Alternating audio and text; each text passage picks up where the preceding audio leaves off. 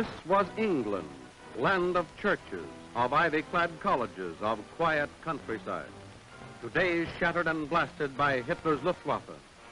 Brave London, historic Coventry, all England knows the terror of front-line destruction. Ancient China is fighting an ancient enemy, but a modern, relentless, driving enemy. We are fighting by China's side, for we too have been stabbed in the back. We're counting on the wonderful strength of Russia, on its stern resistance to the aggressor in defense of its homeland, and its smashing power of attack in all kinds of weather with all kinds of equipment. Africa, torrid land of antiquity, springs into the headlines with tales of desert fighting, of surprise attacks and retreats. Our allies in Africa, England, China, Russia, are battle-scarred and torn. Their homes and cities bear wounds which will take years to heal. But America's main street still looks the same. Our broadways and main streets aren't ragged and pitted with bomb craters, but they're fighting. Their sons are fighting overseas. Their men and women at home are giving guns to half the world. They're sending food and clothes, tanks and planes. They're doing a job. In the West, they're harvesting huge crops of grain, tons of grain, carloads, shiploads. And in the West are the cattle lands, great herds and getting bigger. 10 billion pounds of beef a year for the fighting United Nations. Here's food and clothing on the hook for the best-fed, best-dressed fighting forces in the world. America's grazing land, her orchards and fields make her truly the pantry of democracy. From the ranges of the Great Lakes Basin comes iron ore, down the inland route to the steel mills of the East. To the mills comes scrap iron and steel from every American home to be melted down, shortly to reappear as tanks and trucks, guns and bombers. Bombers for fast freight to Tokyo and Berlin. Yes, Broadway and Main Street, you're doing your share. To harbors and ports come all of these, the vital tools of war. Docks are piled high with cargoes for the convoys that are bringing the fight to the enemy. For America is determined not to wait for the war to come to her. She is carrying the fight. She's sending her sons and ships to meet the foe. Her convoys fly the sea lanes up and down the coast, eventually overseas. They're guarded on their way by escort vessels, fast, armed Coast Guard cutters which are getting them through in the face of enemy submarines. But it's a tough, dangerous job, even for seasoned men. And always over them is the threat of sudden attack. So preparedness is the watchword, readiness their creed, for theirs is the responsibility of a whole fleet of ships. High overhead rides a Navy blimp, the eyes of the convoy.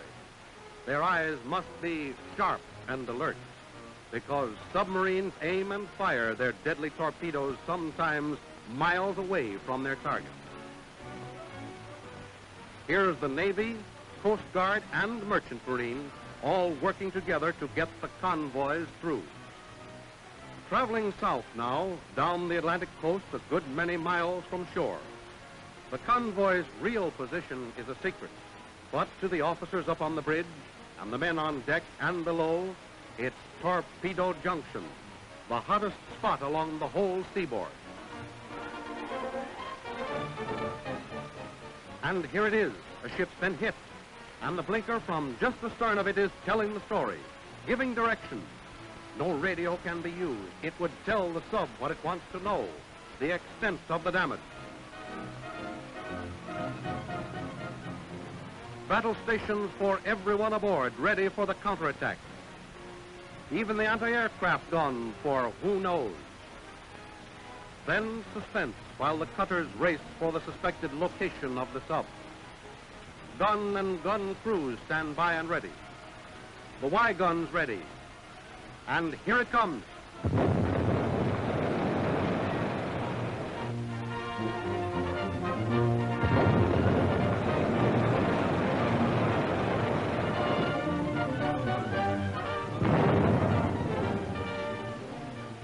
The chances are it's a deep one this time, 100 or 200 feet down.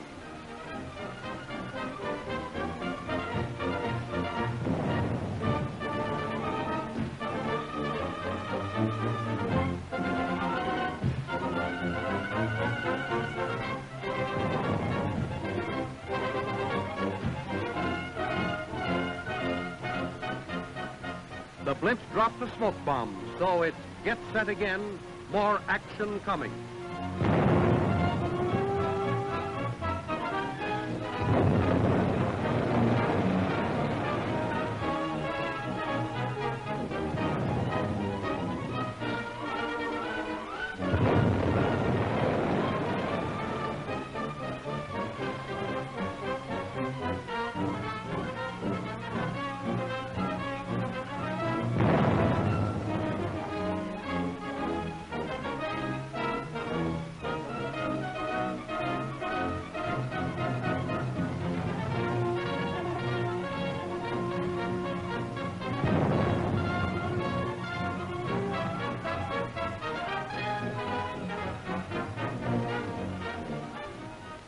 Did they get it? They're not saying, but you can bet nobody's throwing oil overboard these days. The shooting's over. All quiet now. But there's a cost to be counted. During the action, a cutter was rammed. A smashing blow that left a gaping hole. Ship and Coast Guard crew were saved, and they'll be back. Next, locate the men from the stricken freighter. To the men on the Coast Guard cutter, finding and saving disaster victims is an old story. They have been rescuing men at sea in peace and war for over 150 years.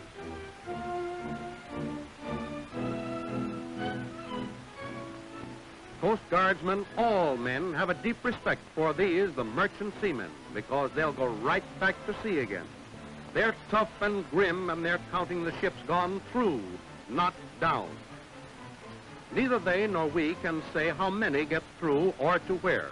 But this we know, the average is high. We know there'll be courageous men aboard them and that they will get through. Broadway, Main Street, USA. These are yours, your sons, your work. Under the guns of fighting ships and fighting men, they'll carry the fight and fight to win.